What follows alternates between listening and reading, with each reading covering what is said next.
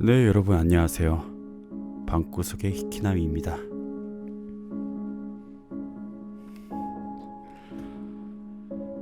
와, 진짜 오랜만입니다.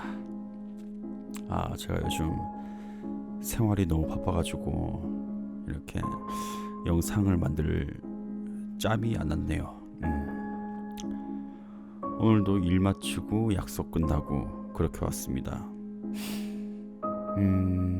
간단한 촬영이었고 밤에는 친형이랑 요즘 새로 하는 영화 그 퍼펙트맨 보고 왔습니다. 네, 생각보다 재밌더라고요. 추천합니다. 예, 오늘도 책 읽어 드릴 거고요. 어디 보자. 제목은 제2의 얼룩입니다.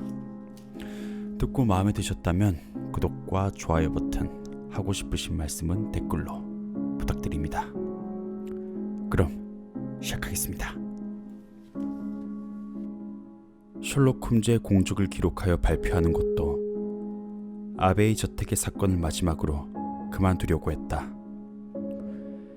이야기의 소재가 떨어졌기 때문에 그런 결심을 하게 된 것은 아니었다. 지금까지 언급한 적은 없었지만 난 아직도 몇백 개가 되는 사건의 기록들을 가지고 있다. 그렇다고 해서 홈즈라는 뛰어난 인물의 특이한 성품, 독특한 수사 방법에 독자들이 흥미를 잃은 것도 아니었다. 그 이유는 홈즈 자신이 본인의 경험들이 차례차례 발표되는 것이 별로 달갑게 여기지 않았기 때문이었다. 홈즈가 탐정 일을 계속하고 있었다면 자신이 멋지게 사건을 해결하는 그 내용에 대한 기록은 어느 정도 그에게 도움이 되기도 했을 것이다.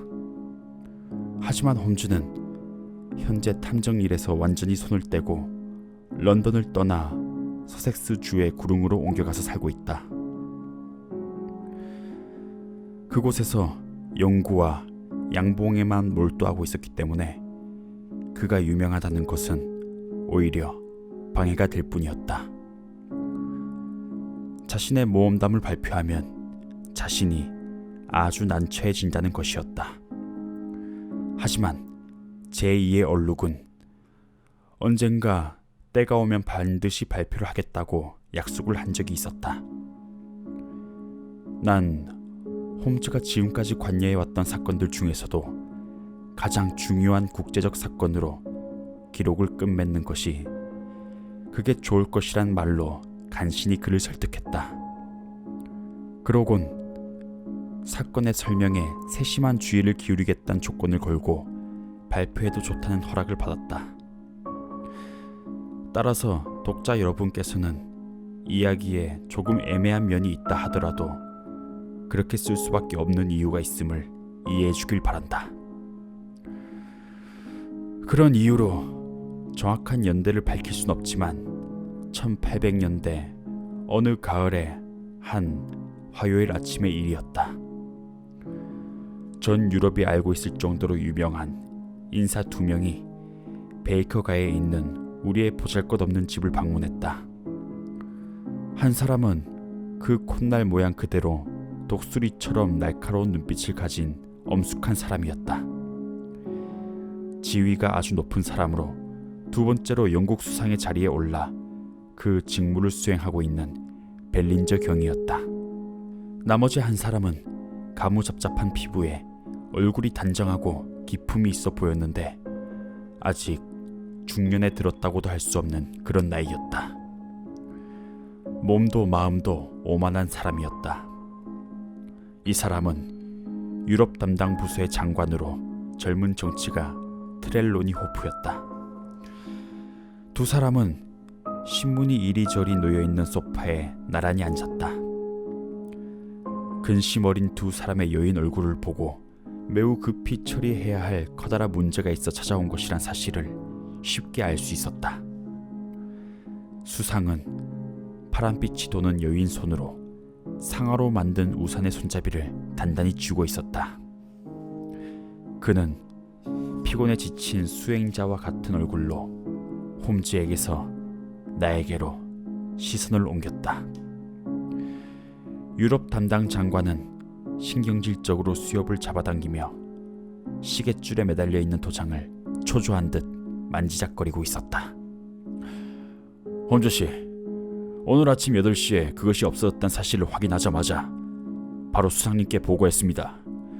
이렇게 둘이서 방문하게 하기로 한 것은 수상님의 생각이십니다. 경찰에겐 알렸나요? 아니, 알리지 않았네. 앞으로도 경찰에게 알릴 생각은 없어.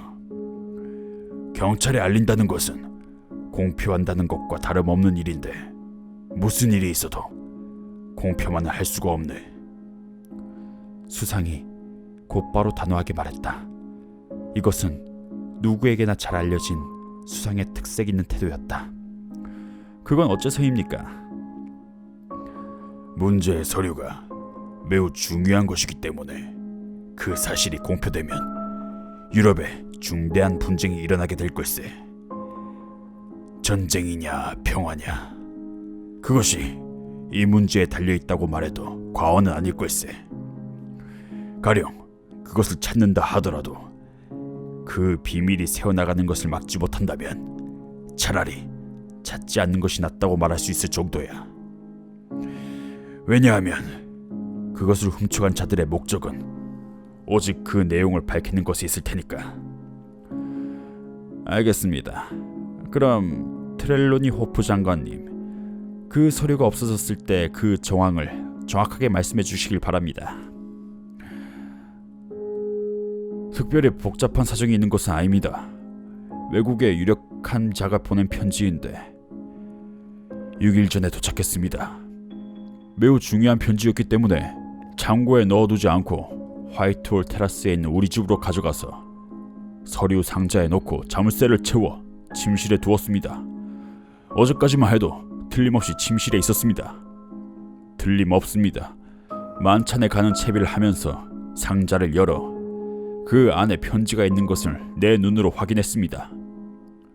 그런데 오늘 아침에 보니 감쪽같이 사라져버렸습니다. 서류 상자는 화장대 옆에 거울에 두었습니다. 난 잠을 깊이 자지 못하는 편이고 아내도 마찬가지입니다. 어젯밤엔 그 누구도 방에 들어오지 않았다고 둘 다 단언할 수 있습니다. 그런데 거듭 말씀드리지만 편지가 감쪽같이 사라져버렸습니다. 어젯밤 몇 시에 식사를 하셨나요? 7시 30분입니다. 식사 후 얼마나 시간이 지나서 잠에 드셨나요? 아내가 극장에 갔었기 때문에 난 아내가 돌아오길 기다리고 있었습니다. 우리가 침실에 들어간 것은 11시 30분이 조금 지나서였습니다. 그렇다면 4시간 동안 편지를 지키는 사람이 없었단 얘기군요. 하지만 하인들은 함부로 침실에 들어오지 못하도록 하고 있습니다. 단 아침에 청소를 하러 하녀가 들어오고 집사와 아내의 몸종이 때때로 들어오긴 합니다. 침실에 들어올 수 있는 이들 3사람은 어제 오늘 알던 사람이 아니며 전부 믿을 만한 사람입니다. 그리고 그들 중 누구도 내 서류 상자 안에 통상적인 문서 외에 다른 중요한 문서가 있다는 사실을 알지 못했을 겁니다. 누가 그 편지가 있었다는 사실을 알고 있었죠.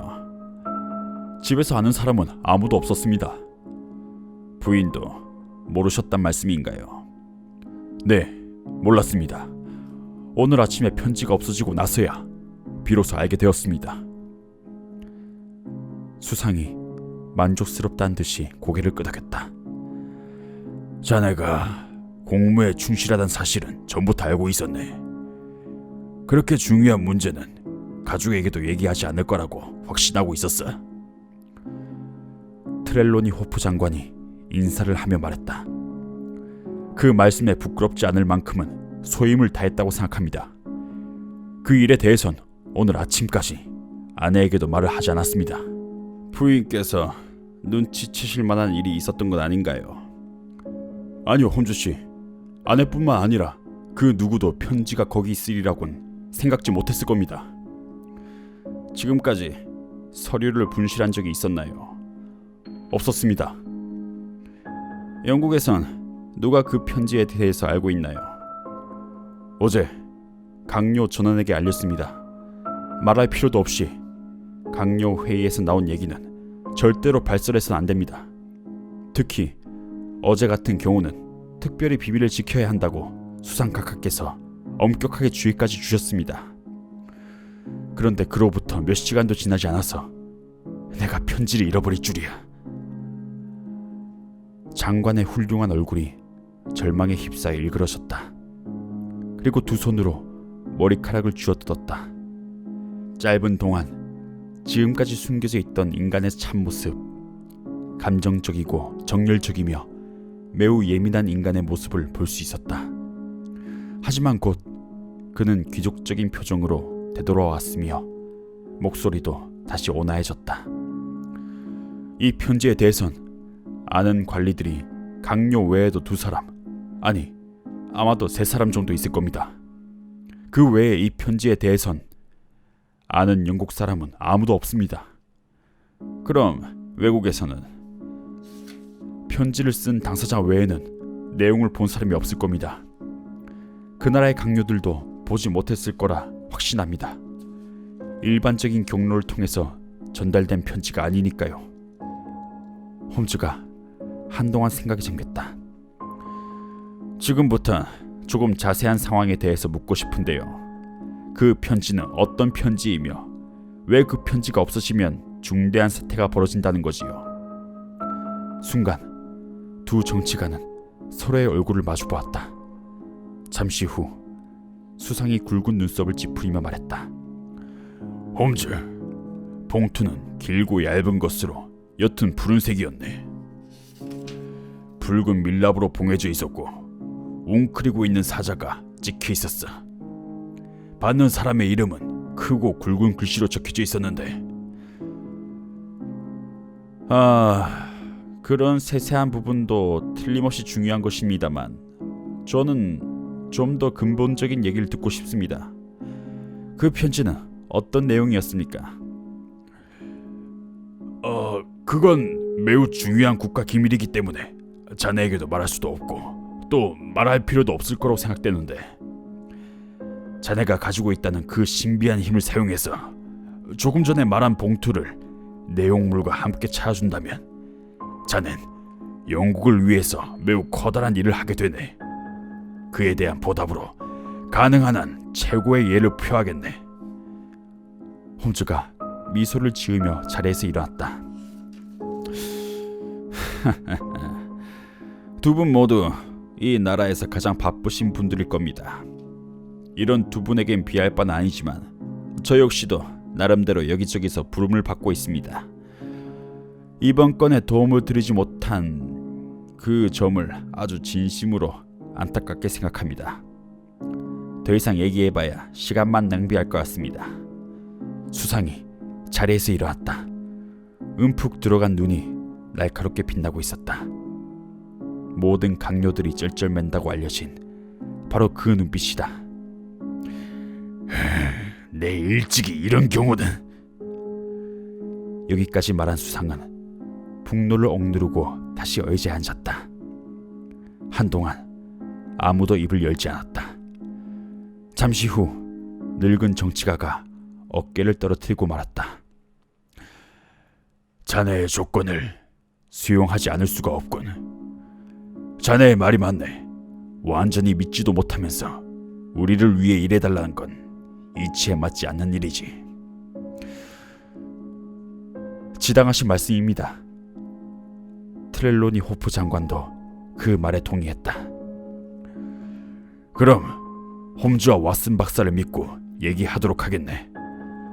이 내용이 외부로 새어나간다면 영국은 매우 심각한 사태를 맞이하게 되니 두 사람의 애국심에도 그 사실을 호소하고 싶네. 저희를 믿어주시길 바랍니다. 그 편지는 외국의 한 국왕으로부터 받은 것일세. 그분께는 우리 영국의 식민지 정책에 불만을 품고 스스로 급히 편지를 쓰셨어. 조사해보니까 그 나라 수상도 그 편지에 대해선 전혀 모르고 있더군. 아주 난처하게 짝이 없는 내용이야. 그중 매우 자극적인 문장도 들어있어서 만일 그것이 공표된다면 우리 국민 감정을 거스르는 사태로까지 발전하게 될 우려가 있어. 편지가 알려지면 여론이 들끓어오라 일주일 안에 전쟁에 휩싸이게 될 거야.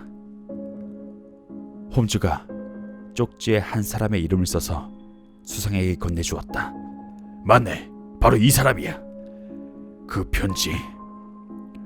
편지에 막대한 전쟁 비용과 수많은 사람들의 목숨이 달려있어. 그런데 그 편지가 감쪽같이 사라진 거야.